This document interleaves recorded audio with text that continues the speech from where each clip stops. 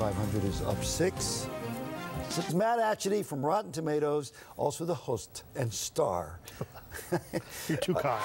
Of Rotten Tomatoes radio on Sirius XM, the weekly call-in show that runs Thursday at 3.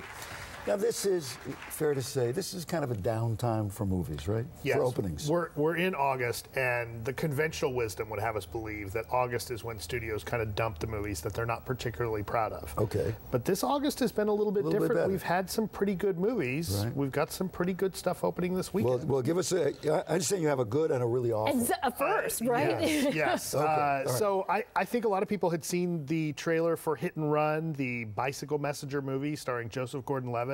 And I know I looked at that trailer and thought, this movie's going to be ridiculous. Mm-hmm. We already had Quicksilver with that's what I thought. Kevin Bacon, you know, back in the late 80s. This movie's actually pretty good. 71% on the tomato meter. The critics are really liking it. Joseph Gordon-Levitt plays a bicycle messenger who won't give up a package to a corrupt cop who needs the winning gambling ticket to pay off his own gambling debts. And so this corrupt cop, played by Michael Shannon, gets half the force to chase him around. And it becomes basically the Fast and Furious of bicycle movies. And these guys are already crazy on bikes anyway, these messengers. So. Exactly. And really, like, you'll spend half the movie cringing at every near miss that these interesting. I'm looking at the locations. It's 40th Street, 39th Street, not too far from where the news has developed in New York this morning. Yeah, a terrible tragedy. But this movie is actually a lot of fun, and I think a lot of people are going to be pleasantly surprised if they go and see it. But this one is not going to take down the Expendables, though, right? I mean, I don't know. Really? I think it's going to be an interesting weekend this weekend. All right, so we go from bicycle racing to a movie called Hit and Run. Hit and Run, which stars Dax Shepard and Kristen Bell, who are a real-life couple. And Bradley Cooper and Dreads. Bradley Cooper and his natty Dreads. So Dax Shepard plays a guy who's in the witness protection program. He used to be a wheelman for bank robbers.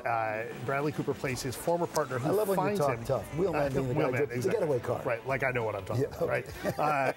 So Bradley Cooper tracks him down in the witness protection program and starts chasing him because he wants his money back after doing, you know, time in prison. So it becomes kind of this on-the-run road trip movie. It's not as funny, I think. How are the jokes? I heard the jokes aren't always. The jokes are kind of hit and miss. Now, the score is about 45%, so that means the critics are pretty split on it. Some of them have a good time. But again, I want to clarify on Rotten Tomatoes. A critic can sort of like a movie, and therefore it's fresh. And therefore it's fresh. So yes, you can get a pretty good score with a movie that critics are lukewarm about. Yes, we can. Yes, because the score really is a measure of whether or not a critic recommends it. May not be a ringing endorsement. Very quickly, you have a 0 this week. We have a 0. The Apparition, the horror movie that came out this week. Now that's from Warner Brothers, who owns Rotten Tomatoes, and I know that people think that there's a conflict of interest. I'm sure I'll get calls from Warner Brothers.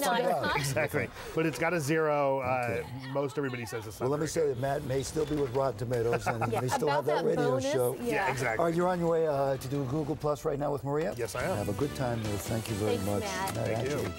All right, coming up, Gina Davis, Sanal Lathan. Oh, it's a good morning coming up here, and let's take a look at what happened. You a baseball fan? I'm a baseball fan. This is incredible. Do you see this Angels-Red Sox game? Crazy 14 game. to 13 in extra innings. Dodgers didn't play. But they play Miami. Sleepwalk with Me, though, did really good. Sleepwalk with Me did really well. Oh, I thought you were Yeah, that's an issue I have. Oh, yeah, 85% here. 85%. I think it's only open in New York, but it looks good.